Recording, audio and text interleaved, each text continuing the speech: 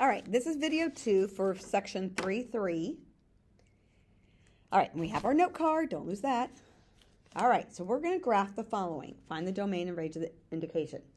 Now to graph, you're going to do slope, y-intercept. Your slope is 1/3. Your y-intercept is -2.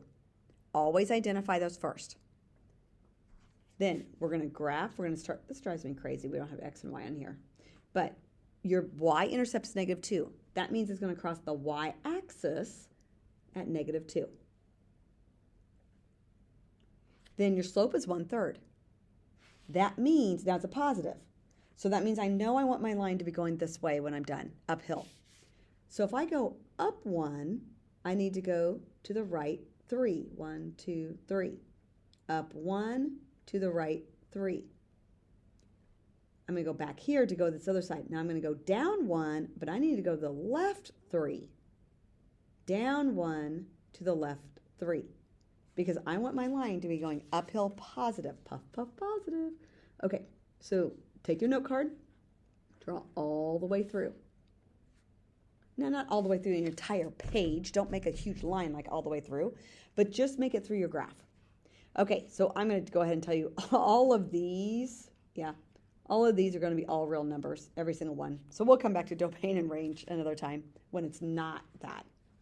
All right, so number 2, now be careful. The slope here is just says -2. That means it's a -2/1. Okay, and then B, your y-intercept is going to be 3. So y-intercept's 3, 1, 2, 3. Now your slope's a -2. So I know my negative sign, I need to go downhill this way. So if I go up 2, 1, 2, I'm going to go over 1 to the left. Because -2/1 simplifies down to -2. So I'm going to go up 2 over 1. If I go down 2, 1, 2, I'm going to go to the right 1. 1, 2, right 1, 1, 2, right 1, 1, 2. Now, if that gets real tedious, if you're like, I don't want to go up 2 and over 1, you could go up 4 and over 2. You could do that. You can go up 6 and over 3 as long as it simplifies to a -2. All right? So take your straight edge. If for some reason it doesn't form a line, you graph something wrong.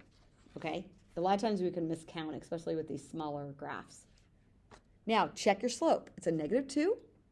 3 is your y-intercept. Okay, domain and range is going to be all real numbers.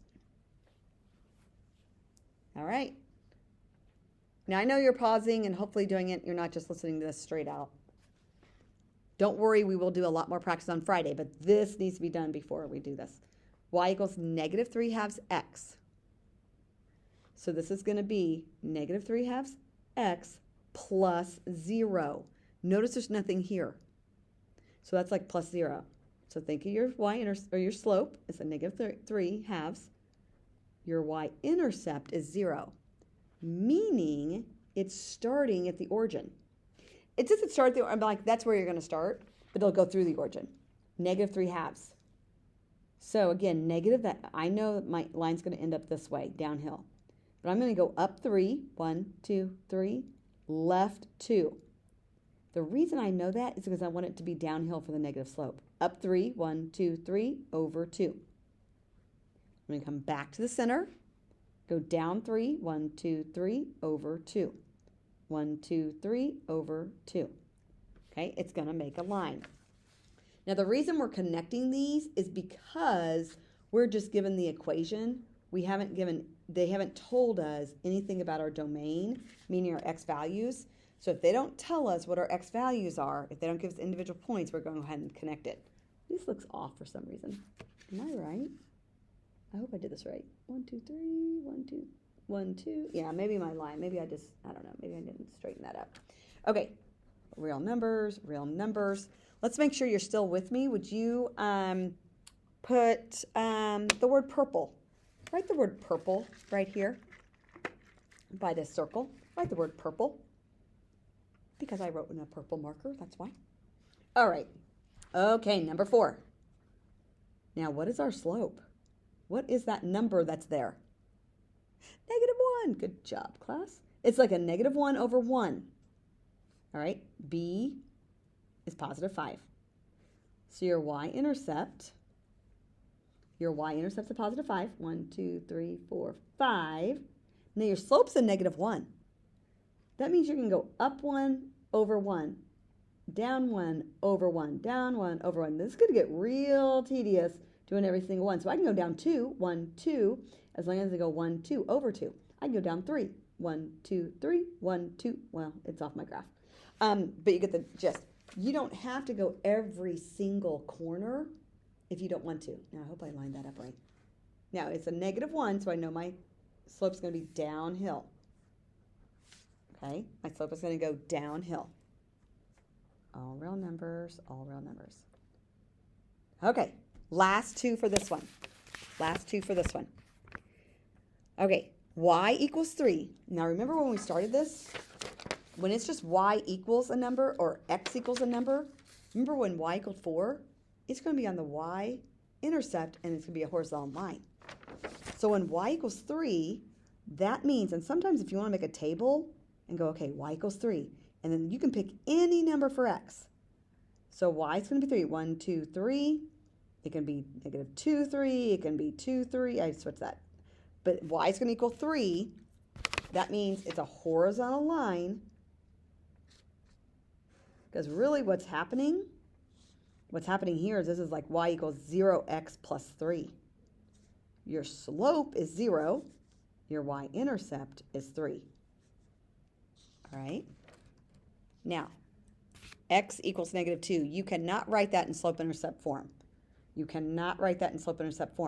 X equals -2. This means x is -2 no matter what. Y can be any number you pick. So x is -2. Y can be +2. Y can be 0. Y can be -2. Y can be -8. Whatever it is. It's going to be a horizontal line. So when x equals a number, just a number, not any other variable or anything, when x equals a number, it's going to be, you can graph it like that. It's going to be a vertical line. I hope I said that right. But it's going to be a vertical line. Okay? So, again, what do these lines represent? The lines on the graph represent the what of the equation. Write that down here. The lines, that line on the graph represents the what of these equations. They represent the solutions, meaning you can put in other numbers, like all these points on this line are solutions to that equation. Okay, so that's what we're doing, is we're finding all the solutions to those equations. Okay, so I'm going to stop there with those notes, and then you will probably have a practice page. We may need to use Friday, too, to work on that practice page. So if this took you most of the hour, then we can also work on Friday with the practice page. Okay? All right. Would you submit your notes? Let's submit a picture of your notes so I know, make sure that you had those done. Okay, submit those pictures of the notes today.